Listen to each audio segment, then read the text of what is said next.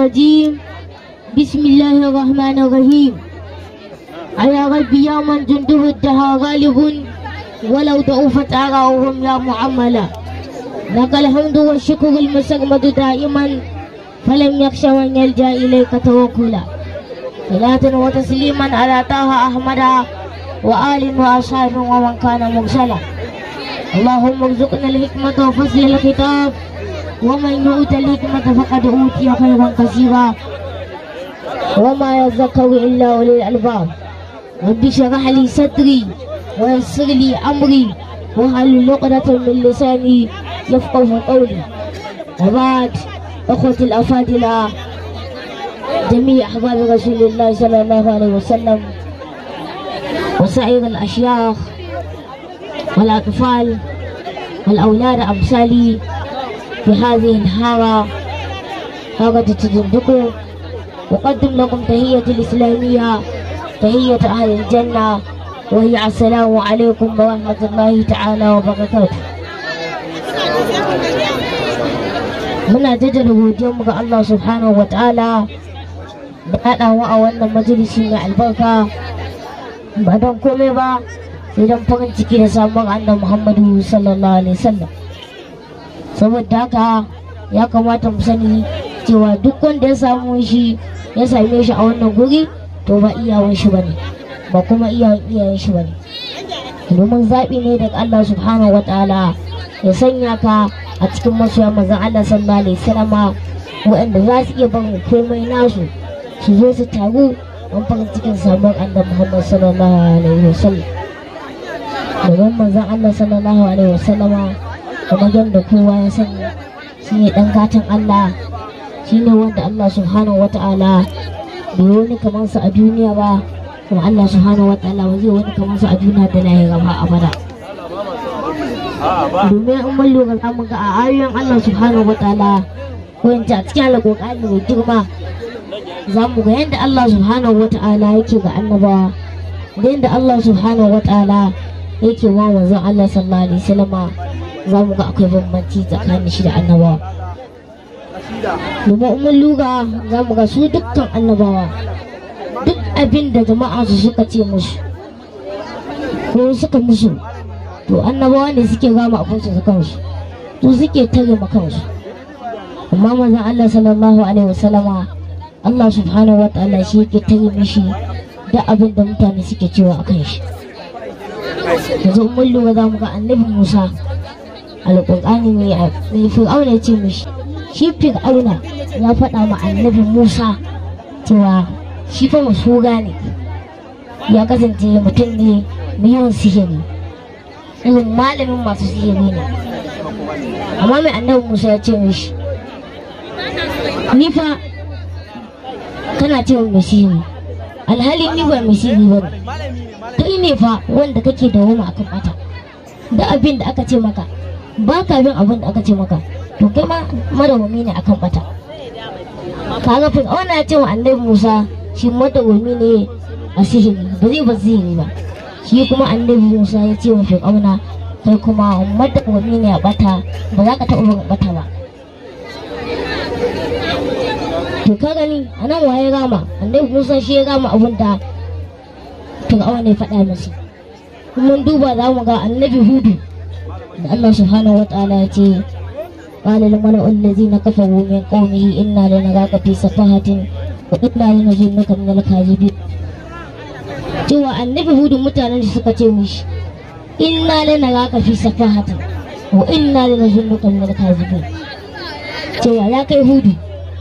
muna ganin da kai hawa ne, haka suke cewa annabi Hudu, muna ganin kai ƙarya kake muna duk abin da kake cewa. Kuma ya ji ga Allah subhanahu wa ta'ala ya gama masa ya ce qala ya qaumi laysa bi safahatun walakinni rasulun min rabbil alamin. Kace ya ku jama'a na ni fa wawa bane, ni manzo ne daga Allah. Haka annabi Hudu ya amsa musu. Mu duba annabi Nuhu mutanen shi mai Allah subhanahu wa ta'ala ya ce qala lil mala'u min qaumihi inna lanaraka fi dalalin mubin. Suka ce wa annabi Nuhu, ya kai Nuhu muna ganin ka cewa kana kan bata ne, ya jira Allah ya gama masa ko ya jira Allah ya tare masa? Shi da kanshi ya amsa sai ce qala ya qaumi laysa bi dalalatun walakin rasulun min rabbil alamin, cewa ni fa ba kan bata nake ba, yace musu cewa shi manzo ne daga Allah subhanahu wataala. kaga me yi ya tare akan kansa da jira Allah ya tare masa ba. Amma shi manzon Allah sallallahu alaihi wasallama duk abin da kafirai za su ce a kansa Allah subhanahu wataala yana tare manzon Allah sallallahu alaihi wasallam. Mu duba lokacin da kafirai suka ce ai manzon Allah sallallahu alaihi wasallama ai mawaki ne kawai shi, ya ka suka ce manzon Allah, to manzon Allah ya musu magana, manzon Allah bai ce musu komai ba. Allah subhanahu wataala shi ya tare manzon Allah sallallahu alaihi wasallam, inda Allah subhanahu wataala ya ce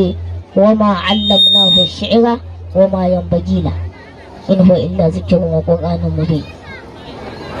cewa manzon Allah sallallahu alaihi wasallam ma 'allamnahu ash-shi'r, mu sanar da shi waka ba, kai in ka gan shi ma bai ma dace da waka ba, wannan wahayi Allah subhanahu wataala ya kimi, to saboda haka bai dace da waka ba. kaga manzon Allah sallallahu alaihi wasallama bai gama ma kansa ba, Allah subhanahu wataala shi ya gama masa, kuma Allah subhanahu wataala shi ya tare masa. Mun duba za mu ga mutanen manzon Allah sallallahu alaihi wasallama kafirai a lokacin shi suka ce ai manzon Allah sallallahu alaihi wasallama ai ko sun zuciya shi yake faɗa musu, ai duk ƙaryace ne, duk san zuciya yake faɗa musu, duk ba gaskiya,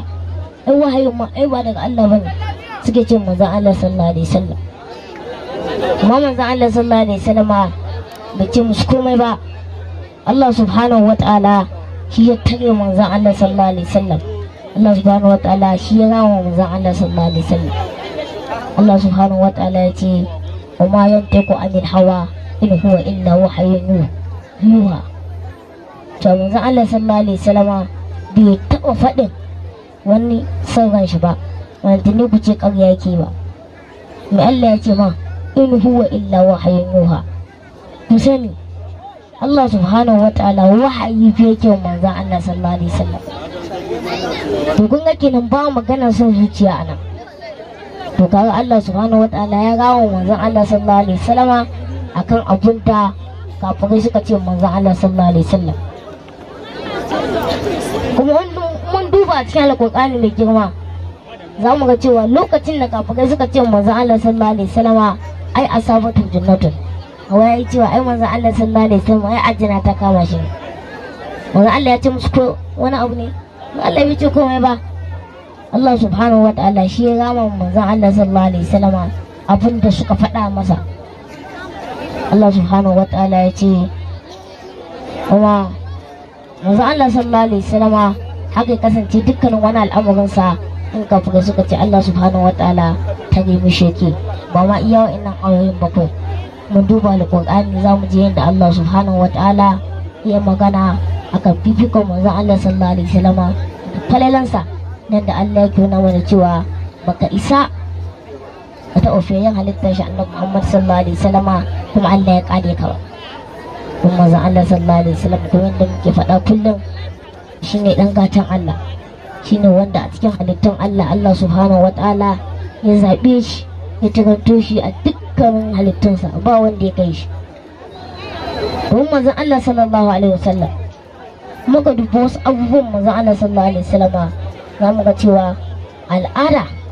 in ka ji irin su sai ka dinga tunani to wai manzon Allah sallallahu alaihi wasallam kaza ne, sai ka dinga tunani kaga cewa in dai ba manzon Allah ba wanda Allah ya zaɓe shi ba wanda zai iya wannan ba. Ga Allah abin al'ajabi ne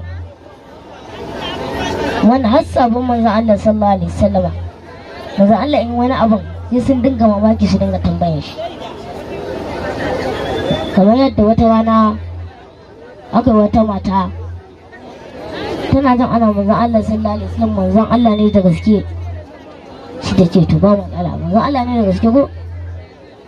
to ta san yadda za ta kunyata shi, sai ta zo na ta ƙirƙiri wani yare musamman ba wanda ta jin yaren nan, ta ƙirƙiri shi daga ita sai 'ya'yanta, in za su yi yaren sai sun kulle ko ina inda ba wanda zai je su sai su yi wannan yaren. to da suka gama shirya komai ita ce to ni ko yau jita za ta nuna wa manzon Allah sallallahu alaihi wasallam in ya iya wannan yaran ta gani tunda manzo ne ga Allah. Da ta je gun manzon Allah sallallahu alaihi wasallam, manzon Allah yana cikin sahabbai sai ta ce mishi man doyan wannan yaran da ta iya da ita da yayanta. Sai manzon Allah sallallahu alaihi wasallam ya bude baki amsa mata ya ce hasan wasan. Sai ta ce mun doyan. Manzon Allah sallallahu alaihi wasallam ya ce ashko ga yau kai ba wanda ke ji amma zai amsa sa ne yake bata. Sai ta ce mata ƙuli min ta mashin,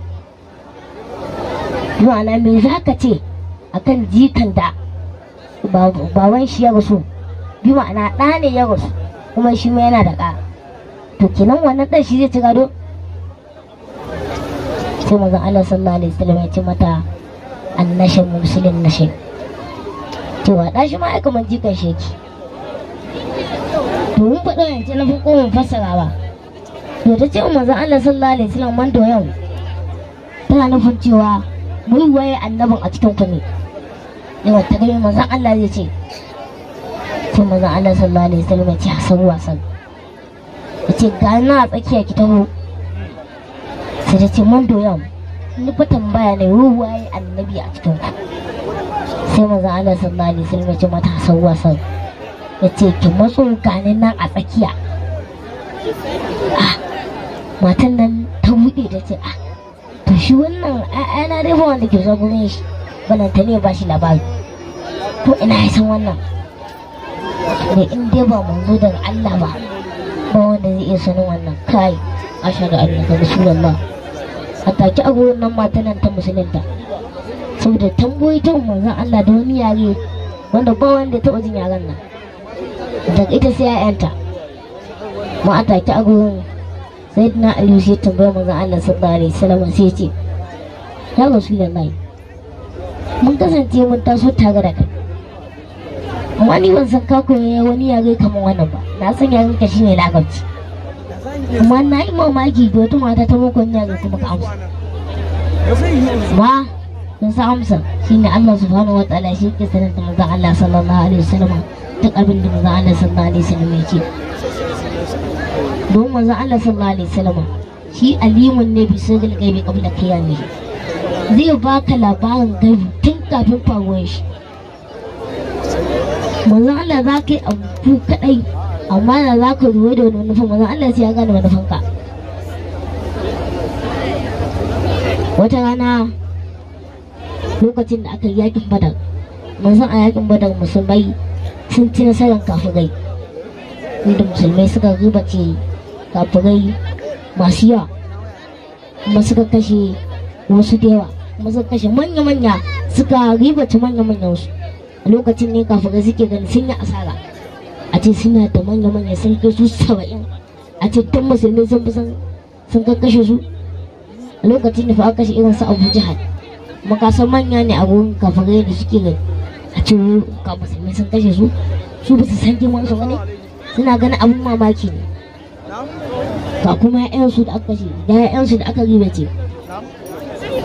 sai bayan an gama wannan yaƙi sai akwai wani kafiri shi wannan kafirin suna shi Ibn to shi wannan Ibn Umayr din ya kasance mutum ne ya tsana manzon Allah sallallahu alaihi wasallam, ba wanda yake kamar manzon Allah sallallahu alaihi wasallam, wanda ya kasance sunan da ake ce mishi shine shaidanin Quraysh, shaidanin Quraysha, saboda shi ba wanda ya fi tsana kamar Quraysha a rayuwarsa. to sai Allah subhanahu wataala ya sa da aka ji yakin Badar, sai a cikin yaran da aka ribace daga wayan da aka ribace da dan Shuhab, kaga an samu matsala, yana kin sahabbai, yana kin manzon Allah sallallahu alaihi wasallama, gashi kuma sahabbai sun dauki dan shi sun ribace shi. mutumin yana cikin bakin ciki. an zo kusa da Ka'aba suka haɗu da wani kafiri, shi ma kafirin nan makin manzon Allah sallallahu alaihi wasallam, kaga su biyu sun haɗu makiya manzon Allah. sai shi Ibn Ubayd din nan sai yake kai wai ka tuna a yakin Badar an ɗauke mana an ribace mana ƴaƴanmu da yawa, ka tuna an kashe mana manya-manyan ɗana fawa sai da aka ɗauka. Shi ma ɗan ya faɗa mishi irin asarar da yi. Sai shi ibn ce da ba din mutane suna bi na bashi ba, da ba din kuma ina da 'ya'ya ba da mata, na ce da na wasa takobi na tafi don in kashe Muhammad. Zuwan nan kafirin sai yan makin manzon Allah sallallahu alaihi wasallam abubuwan nan sai ce ka san ni mai kuɗi ne ko, to zan ɗauki maka nauyin 'ya'yanka da matanka, bashin ka duk zan biya maka. Ibn Ubaida ya ce to ba matsala, ni zan je. In ji Ibn Ubaida nan sai ce shi zai je ya kashe manzon Allah sallallahu alaihi wasallam. Ya samu takobinsa ya wasa takobinsa da kyau, ya sa guban da irin kafirai suke sata, duk cin da suka sari mutum to sai dai mutum ya fara gurɓacewa har ya mutu. Ya gyara takobinsa ya shiga doki sai ga gan Madina, wai shi da nufin zai je kashe manzon Allah sallallahu alaihi wasallam. Yana ganin ai ba wanda ya san abin da suka yi, zai je da nufin ya ce ya zo ya ɗauko ɗan shi ne, nawa za a sami shi a sanar ɗan shi, sai zan iya ɗan san samu dama sai ɗan tusa manzon Allah takobinsa. Ya sha abin kai kamar sauki yake da shi. Da isa garin Madina bai fara haɗuwa da kowa ba sai da Sayyidina Umar bin Khattab. Yana haɗuwa da Sayyidina Umar ya haɗa idanunsa biyu da shi, ya san wannan mutumin ana kiran shi da cewa shaidanin Quraysh ne. Shaidanin Quraysh ba ake ce mishi, kuma ya zo garin Madina. Kai wannan mutumin akwai wata manufa da ya zo da shi. Sai Sayyidina Umar ya ce na san yadda zan bi da shi, muje. Ila ya zo wani makircin ne. Sai Sayyidina Umar ya ce mishi ya shi kai shaidanin Quraysh, wai kai me ya kawo ka ne garin Madina? Wanda shi shaidanin Quraysh din nan Ibn Ubaidan nan tun da ya sako a doki sai ya zamo takobinsa sai ya sa a wuya, dan za a yi tunanin ya zo da wani manufa ne. Kaga kenan yana haka in ya samu dama sai dan tusa manzon Allah sallallahu alaihi wasallam a cikin manzon Allah ya rasu, sai ya dan yi haka nan ka aga abubuwan kuma sai ya zago. Yana haka sabai za su rike hannun shi sun san me zai, sai ya mai da ita a wuyan shi. Sai Sayyidina Umar ya ce me ya kawo ka? Sai ce kun san ko riba ta dan dana Wahab, to shi ne na zo da ɗan ɗana ko za a samu, ko za a samu ka. Sai Sayyidina Umar ya ce ni ba wani yin komai ba sai na nema izinin manzon Allah sallallahu alaihi wasallam. Sayyidina Umar ya umarci sabai a rike shi ga kam ta a bari da kuskure ya motsa daga inda yake. Suka rike shi. Sayyidina Umar radiyallahu ta'ala anhu je gun manzon Allah sallallahu alaihi wasallam sai ce ya Rasulullah, gafa Ibn Ubaida wanda ake ce mishi shaidanin Quraysh ya taho ya sa takobinsa a nan, ya ce ya zo ne ya fanci ɗan shi zai bada nawa ko nawa zai za a bashi, ko nawa zai bada dan dai ya tafi da ɗan shi. To tun da ya ce haka na Allah a saurara, ana magana Annabi Muhammad sallallahu alaihi wasallam. To tun da wannan mutumi manzo Allah sallallahu alaihi wasallam ya ji haka, manzo Allah sallallahu alaihi wasallam ya ce a shigo da shi. Kaga fa da takobi a tattare da shi, amma manzon Allah sallallahu alaihi wasallam ya ce a shigo da shi. Sayyidina Umar ya ce to a shigo da shi. To da ya shigo shi shaidanin Quraysh din nan wanda ya tsina manzon Allah sallallahu alaihi wasallam da Quraysh Ibn Ubaida, sai ya shigo ya gaishe da manzon Allah sallallahu alaihi wasallam da suke gaishe idan da suka saba. Manzon Allah yana mishi joya su assalamu alaikum ta ishe su. Nace to kai dai wanne ya dame ka? Ni dai yanzu na zo ne don nawa za a saman in bada in amsa ɗana da ɗan an shi anan yana ɗan tunanin yadda zai samu manzon Allah sallallahu alaihi wasallam. Sai manzon Allah sallallahu alaihi wasallam ya ce ka zo to dan me ka zo ne? Yace na faɗa maka dan ɗana na zo. Manzon Allah sallallahu alaihi wasallam ya ce a'a kare tuna ba dan wata manufan ka zo ba. Yace na ce maka na zo ne dan ɗana in anshe shi in tafi, ko nawa zan bada a faɗa mu in bada. sai manzon Allah sallallahu alaihi wasallam ya ce mishi to ita wannan wukan da ka sa da ka zo da ita me amfanin ta sai ya ce kai da ana nawa hazan sai Allah ya la'anci wannan takubin da na zo da ita ai ita muhimmancin ta zan nuna maka cewa ba na zo ya ɗanka wani na zo ne don a wani ɗana na kawai ne in tafi sai manzon Allah sallallahu alaihi wasallam ya ce a haka ne tuna wannan wukan ka tuna ba da haka ka zo da ita ba yace ni na ce maka dan haka na zo da ita manzon Allah sallallahu alaihi wasallam ya ce a ba dan haka ka zo da ita ba sai manzon Allah sallallahu alaihi wasallam dai da mutum ya nuna kaddama ya ta gantsagan shi sai manzon Allah ya ce mishi ka tuna lokacin da kuka tsaya bakin Ka'aba da kai da wani kafiri shi ma makiyina ne makiyin addinin musulunci kuna ta mitin a yanda za ku zo ku kashe ni ka tuna aka ce mishi kai da batin iyalinka da dukiyanka ba da bashin da ake binka da ka ta zo ka kashe ni ka tuna wanzan Allah ya faɗa mishi mutum ne ya ce kai wanzan Allah sallallahu alaihi wasallam ya ce mu bayan haka har ya ce zai biya maka duk abin da kake damuwa da shi zai ansa maka iyalanka su zama suna cikin tsarewar shi kuma bashin ka duk zai biya maka ko baka tuna ba shine haka hau doki da toko baka karo ya ka zo kashe ni ko ba ka bane a so wannan kafin ya gane cewa wanzan Allah sallallahu alaihi wasallam ya cika alimin bisirul gaibi kafin kiyami to faɗa maka ga tun kafin garin can abu tun kafin ma su magana Allah ya sanar da manzon Allah ya cewa za su yi wannan magana lokaci kaza kuma zai zo lokaci kaza da abu kaza da kaza da kaza manzon Allah sallallahu alaihi wasallam ya faɗa tun manufansa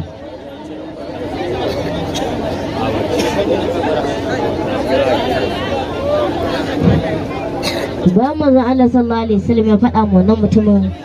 dukkanin manufa da abin da ya kawo shi mutumin ya ce in faɗa maka ko yake cin manzo Allah baka bani manzo Allah ya ce me ya ce har a maka wannan abin da ka faɗa min ba wanda ya san da shi sai mu biyu daga ni shi wannan makin naka mun biyu kawai muka san shi amma gashi kai ka faɗa mana kai da kake birnin garin Madina mu kuma muna maka a makkan ma wasu ba su ji ba mu biyu kawai muka san abin da muka yi amma kai da garin Madina ka bada labarin da ba wanda ya ji a makka sai mu biyu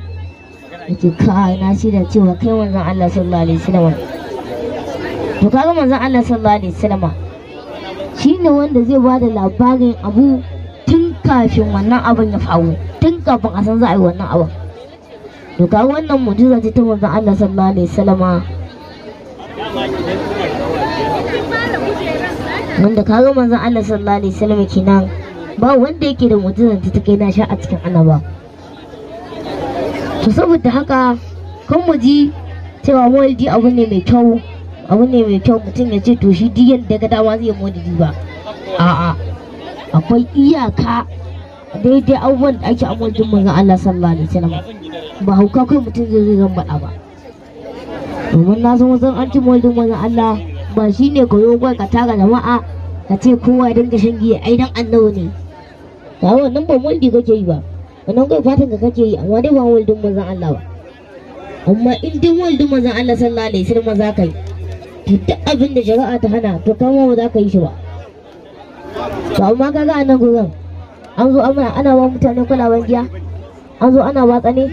me aka zo ana yi ga tana da goga ne aka yi kuma ina ji da waje an yi wata ga manzon Allah sallallahu alaihi wasallam kuma yanzu na san malaman mu ne za su zo su mana wa'azi don su ƙara faɗakar da mu to kaga wannan kuma za a kira shi da cewa an yi abu haram ba me za a kira wannan kaga shine maulidin manzon Allah sallallahu alaihi wasallam to duk abin da shari'a ta hana kuma aka ce za a yi a maulidi kuma da sunan maulidi to nan ba maulidi za a yi ba domin wanda malamai suka ce maulidin manzon Allah sallallahu alaihi wasallama shine a tara jama'a a yi karatun alƙur'ani mai girma a yi baituttuka ga manzon Allah sallallahu alaihi wasallama a ci a sha sannan sai malamanmu su fara mana wa'azuzzuka akan abin da ya dace mu dinga aikatawa ta wannan shine maulidin da malamai suka ce ya halasta a addinin musulunci ba wanda za a zo ana abun banza ba kaga mun lura za mu gane cewa duk wannan abin da muke na maulidin manzon Allah sallallahu alaihi wasallama abu ne wanda ba aikin mutanen banza bane kuma ba abin banza muke aikatawa saboda alƙur'ani littafin waye littafin Allah baitutukan nan ga ake yi ga manzon Allah sallallahu alaihi wasallam sadakan nan da ake dan wa ake yi dan manzon Allah sallallahu alaihi wasallam to dan Allah a cikin nan wani abu ne zaka faɗa mana haramun ne a cikin wa'annan abubuwan to ga ko wani tambaye ka sai da kamar shigo ka tsubda bakinka in kuma aka ce maka ina ayan da aka ce haka to kaga an muka daga mun ga maulidin manzon Allah sallallahu alaihi wasallam kamar misalin nafila ne wanda mutum yake yi dan neman lada domin yanzu mutum Allah ya umarta shi da ya salloli ya yi sallolin da Allah subhanahu wataala ya ce sai ya ga cewa yana buƙatan daɗin lada daga Allah sai ya ce to bari ya na fulfili ga Allah da daddare sai ya sha na fulla tun ƙarfe 3 ya yi ta sai da ya kai ƙarfe 4:30 sai ya kwanta dan Allah ka ce mishi ya yi haram ba za ka ce mishi haram ba in kuma ka ce mishi haram zai ce haram ne to ina Allah ya ce kakkai na fula ƙarfe kaza kaza bai da hujja sai ka ce mishi to ina Allah subhanahu wataala ya ce ai zai maka shu amma Allah ya ce ai sallah to ni na yi haka ne dan neman lada wanda kuma malaman usuli fiqh sun ce al-asl fi kulli shay'in al-halal asalin dukkanin kowane abu ne halas sai dai wanda aka kayyade cewa kaza da kaza an hana shi yanzu ka ga naman doki naman jaki da naman alade da naman da Allah ya hana cin su to kaga su ne wanda Allah ya kayyade kan mu ci to so nan sauran kuwa fa sai Allah ya ce mana mu ci rago sai mu ci kaga ba sai Allah ya ce mana ba saboda mun san baya jinsin abin da Allah ya hana mu to mun san Allah ya hana mu to kenan Allah subhanahu wataala akwai abin da za ka yi don Allah ya hana mu kan mu sha giya to sai aka ce ba za mu sha ruwa ba to kaga wasu abubuwan Allah subhanahu wataala ba sai ya faɗa maka kai kaza bayan ka kuma sai kai kaza ba in ya ce ku bar kaza kama ka san ya kamata za ka iya yin kaza mun lura sai sa duk wannan nan abincin da ake ci yanzu wani mutum ya ce maka ai kaza haramun ne ba ka bane ina aka ce a Qur'ani sai dai ba giya wani ga wanda Allah ya haramta ba to shi ma kamar din manzon Allah sallallahu alaihi wasallam yake abu ne wanda ba mutumin da zai zo ya ci mana muna aikata haram to saboda haka duk wanda bai gane waldin manzon Allah sallallahu alaihi wasallam ba bai gane duk wannan abubuwan ba to ka gane nan ko stupid ne ki mai ko zai ta yi more than ma stupid dole zama bai ma san duk wannan abubuwan ba ka ba shi hujjoji akan waldi ka faɗa mishi wannan ka faɗa mishi wannan kuma duk ba zai gane ba to in bai gane ba ga mu'jizozin manzon Allah sallallahu alaihi wasallam in mun je mu'jizozi na manzon Allah sallallahu alaihi wasallama wataƙila ko ana you'll understand us domin duk abin da zaka ce maƙin manzon Allah sallallahu alaihi wasallama in baka je wani guri wanda kake gani zai gane ka wato ba zai taɓa gane ka ba wanda daga cikin mu'jizojin manzon Allah sallallahu alaihi wasallama ko lokacin da wata Yahudiya wannan Yahudiyan ta san manzon Allah sallallahu alaihi wasallama yana son ka faɗan akuya sai ta ce to bari ta cutar da manzon Allah ta hanyar ka faɗan akuya sai ta yanka akuya ta samu daidai ka faɗa ta soya ta sa romo sai ta zuba guba a ciki sai ta ce akai Muhammadu wannan aka kai manzon Allah sallallahu alaihi wasallama manzon Allah ya zo zai ci to dama manzon Allah yana son ka faɗa manzon Allah ya yi ba zai ci kenan wannan ka faɗan sai ya ce ya Rasulullahi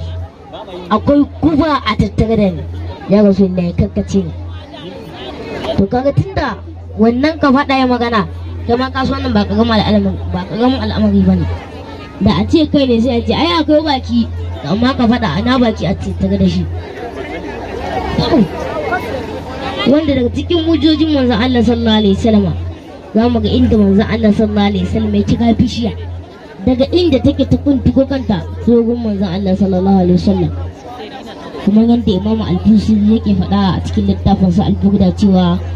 مولاي صل وسلم دائما أبدا على حبيبك خير الخلق كلهم مولاي صل وسلما دائما أبدا على حبيبك خير الخلق كلهم جاءت لدعوته الأشجار ساجدة تمشي عليه على ساق بلا قدم. Yace things came prostrated for him, working toward him on throngs without faith. Prophet Muhammad sallallahu alaihi wasallam, that was a day that he called a tree. You know, tree, nothing that can keep it, unless it can shoot it here, right and left. But since when Prophet Muhammad sallallahu alaihi wasallam asked the tree to come here, that tree, since from its roof, it come out, walking toward Prophet Muhammad sallallahu alaihi wasallam, but without faith. It is on its throngs. It's working to Prophet Muhammad sallallahu alaihi wasallam, working toward him on throngs without faith. Therefore, nobody can do that. To ask a tree to do something, just from where it is, and to come to you, so nobody that can do that. It's only Prophet Muhammad sallallahu alaihi wasallam that can do so. Even the prophets, who said you get that Annabi Musa do such things, you will never hear that. Don manzon Allah sallallahu alaihi wasallam a cikin annabawa shi ne da fanni duk abin da zai sauran annabawa ba za su iya shi ba. Kai ku ji mun faɗin manzon Allah sallallahu alaihi wasallam sauran annabawa buri suke su zamo a cikin mu, wanda mun san yadda Annabi Musa ya roƙa Allah da ya ga wasu al'ummai tsarkaka yake roƙon Allah ya sa su zama cikin al'ummar shi, amma da ya ga ba mai fita me yayi, ya roƙa Allah na roƙe ka Allah ka sa cikin al'umma Annabi Muhammad, kawai ya ga ba mai fita. To kaga ya ga abin da mafitan kenan kawai idan mu cikin al'ummar manzon Allah sallallahu alaihi wasallam. To da kuma al'ummar manzon Allah sallallahu alaihi wasallam Allah ya zabe mu, saboda haka muna godiya ga Allah, wanda mu in maganar laifi ne kuma al'ummar manzon Allah sallallahu alaihi wasallam maganar gaskiya muna aikata, ba zai ba mu da laifuka bane, saboda Allah ya zaɓa ne ya ba manzon Allah sallallahu alaihi wasallam. Wanda in mun duba mun fa duk wa'annan maganganun da muke da duk kokarin da malaman mu suke faɗa akan manzon Allah sallallahu alaihi wasallam, duk wani kuma bane, duk bugun su shine a so manzon Allah sallallahu alaihi wasallam. Mu kuma dukkanin wanda yake son manzon Allah sallallahu alaihi wasallam da mu da shi kenan mun zama abokai kenan, ba wani gaba tsakanin mu da shi, ko da kida zai zamo ba shi ta shafe mu ba, amma ka so manzon Allah sallallahu alaihi wasallam. Kuma yanda Sheikh Ali mai jika gashi mai yake cewa jika ga Hashim da ga Abdullahi mai san ka bai wahala Rasulullahi, jika ga Hashim da ga Abdullahi mai san ka bai wahala Rasulullahi.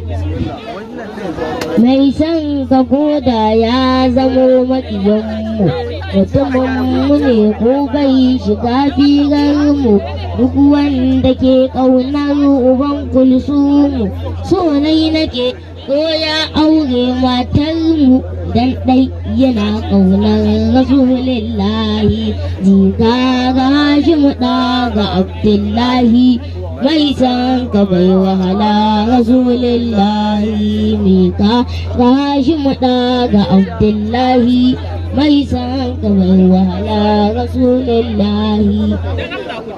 Wace dukkan duk wanda yake son manzon Allah sallallahu alaihi wasallam zambanana wa bainahu la yujad ayya adawata walau kana qad zawwaja bi ahadin min azwajina walau kana tazawwaja bi zawjatina allati nuhib وهي قرة عين أو لو تزوج بها وكان يحب الرسول صلى الله عليه وسلم إذا لا يوجد أي مشكلة بيننا وبينه، لأنه يحب أبو كلثوم، وما هو أبو كلثوم؟ هو محمد صلى الله عليه وسلم. إذا إن كان يحب الرسول صلى الله عليه وسلم فالأمر بيننا وبينه لا يوجد أي أمر صعب، فقد فليحب النبي صلى الله عليه وسلم هو الغاية. ka so manzon Allah sallallahu alaihi wasallam shine muradin kai, ka so manzon Allah sallallahu alaihi wasallam to shikenan. Duk malaman mu duk azukan da suke shine dan a so manzon Allah sallallahu alaihi wasallam. Yanzu mana ba wanda ake so kamar manzon Allah sallallahu alaihi wasallam, to wanda kuma duk wanda ya haka to mu da shi ba matsala. saboda haka Allah ya ƙara mana shi manzon Allah sallallahu alaihi wasallama. Allah ya tabbatar da mu a wannan hanya ta ɗariƙar tijjaniya. Allah mu roƙe ka da abu mu annabi Muhammad sallallahu alaihi wasallama. Allah ya biya mu kowa bukatun shi a nan. Allah ya saka mu iyayenmu da alkhairi. Allah ka ji kan mahaifiyata sai da Amina, Allah ya gafarta mata. Allah ya sa mu komanta aljanna a kuma annabi Muhammad sallallahu alaihi wasallam. Allah ka ji kan kankana shi Aliyu Yasin. Allah ka ji kansa, Allah ya gafarta masa. Dukkanin matattu mu Allah ya gafarta musu. Dukkanin masu ciwon na asibiti da na gida Allah ya ba su lafiya. Alfaman annabi Muhammad sallallahu alaihi wasallam. Bana la tuzigh qulubana ba'da idh hadaytana wa hab lana min ladunka rahmatan innaka antal wahhab. ربنا إنك جامع الناس ليوم لا ريب فيه إنك لا تخلف الميعاد. سبحان ربك رب العزة عما يصفون وسلام على المرسلين والحمد لله رب العالمين.